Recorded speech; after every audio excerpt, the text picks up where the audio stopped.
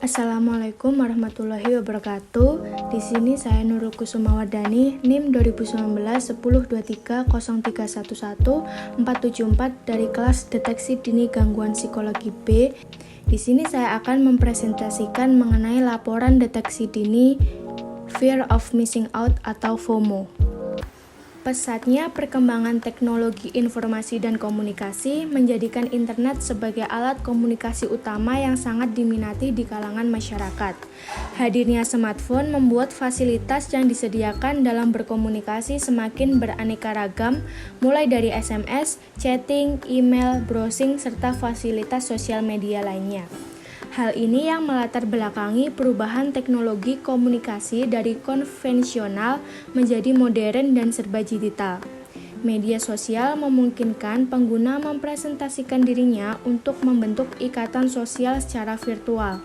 Namun, hal tersebut dapat berubah menjadi kegelisahan ketika mereka mengecek media sosial dan melihat berbagai macam keseruan yang sedang dilakukan oleh teman-teman mereka, sehingga membuat mereka tidak bisa untuk berhenti memantau aktivitas orang lain di media sosial dan muncul rasa khawatir.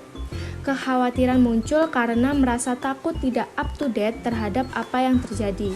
Hal tersebut dikenal dengan istilah Fear of Missing Out atau FOMO. Fear of Missing Out merupakan sindrom kecemasan sosial yang ditandai dengan keinginan untuk terus terhubung dengan apa yang dilakukan oleh orang lain.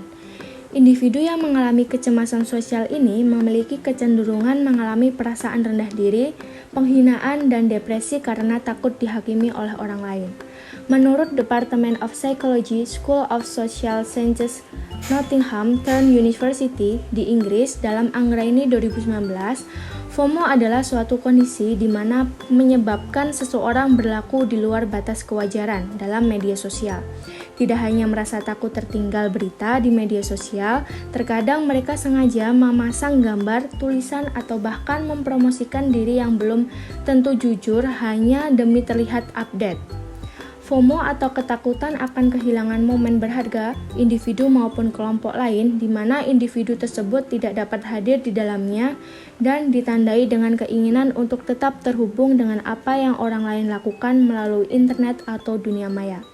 Seseorang dapat dikatakan FOMO apabila ia mengalami gejala-gejala seperti tidak dapat melepaskan diri dari ponsel, cemas dan gelisah jika belum mengecek akun media sosial yang dimiliki.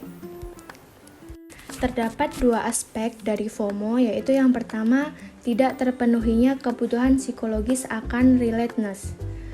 Relatedness merupakan kebutuhan seseorang untuk merasakan perasaan tergabung, terhubung, dan kebersamaan dengan orang lain.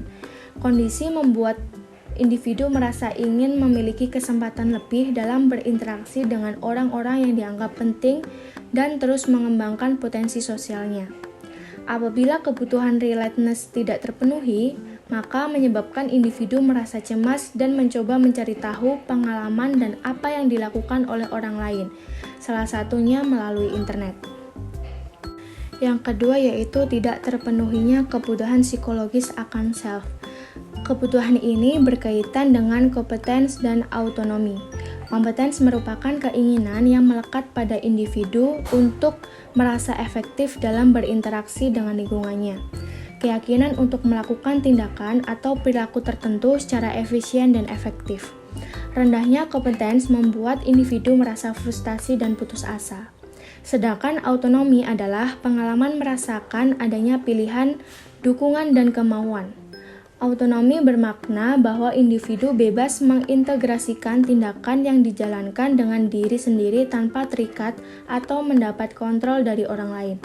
Apabila kebutuhan psikologis akan self tidak terpenuhi, maka individu akan menyalurkannya melalui internet untuk memperoleh berbagai macam informasi dan berhubungan dengan orang lain. Hal tersebut akan menyebabkan individu terus berusaha untuk mencari tahu apa yang sedang terjadi pada orang lain melalui internet. Menurut JWT Intelligence 2012, FOMO dipengaruhi oleh 6 faktor pendorong yaitu keterbukaan, informasi di media sosial, usia, social one-upmanship, topik yang disebar melalui hashtag, kondisi deprivasi relatif, dan banyaknya stimulus untuk mengetahui informasi. Dari laporan ini menggunakan subjek yang berinisial ADK, lahir di Ponorogo 16 Agustus 2001, berusia 20 tahun 4 bulan, berjenis kelamin perempuan, suku bangsa Jawa, anak kedua dari 2 bersaudara, dan sedang menempuh pendidikan semester 5 Teknik Informatika. Metode asesmen yang digunakan dalam penelitian ini yaitu menggunakan metode wawancara dan skala. Instrumen skala yang digunakan dalam asesmen ini menggunakan skala Fear of Missing Out yang berisikan 10 item berdasarkan aspek-aspek yang ada dalam FOMO.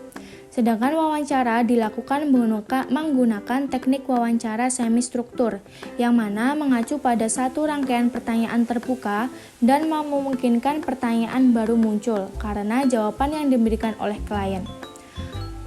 Wawancara ini menggunakan teknik pencatatan data secara deskriptif. Tujuan dilakukannya asesmen yaitu untuk menggali informasi mengenai FOMO yang mengganggu subjek. Hasil asesmen menunjukkan bahwa ketika subjek merasa bosan, ia selalu membuka media sosial yang dimiliki.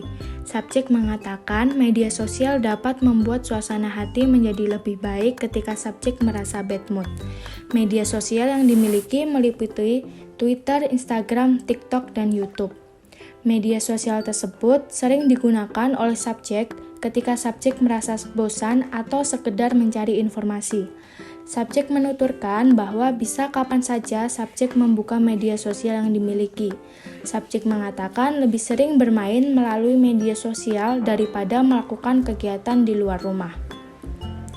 Tujuan subjek membuka media sosial yaitu ingin mencari informasi yang sedang viral.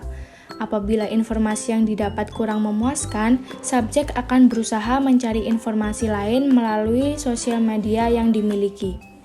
Aplikasi TikTok subjek gunakan untuk mencari berita-berita atau video yang lucu.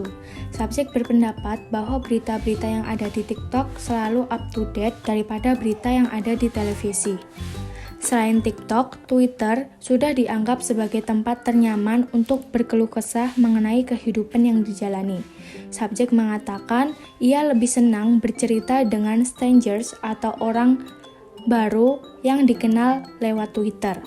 Selain berkeluh kesah, subjek juga mencari informasi melalui hashtag yang sedang trending di Twitter.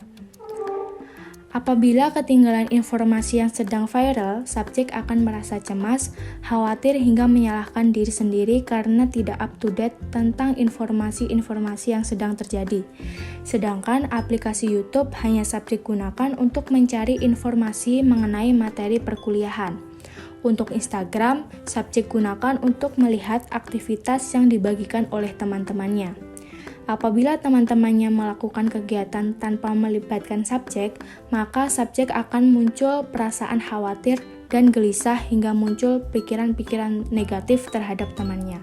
Sedangkan hasil dari skala kuesioner yang terdiri dari 10 item, subjek memperoleh skor 25 yang mana masuk dalam kategori tinggi, sehingga dapat dikatakan subjek mengalami FOMO.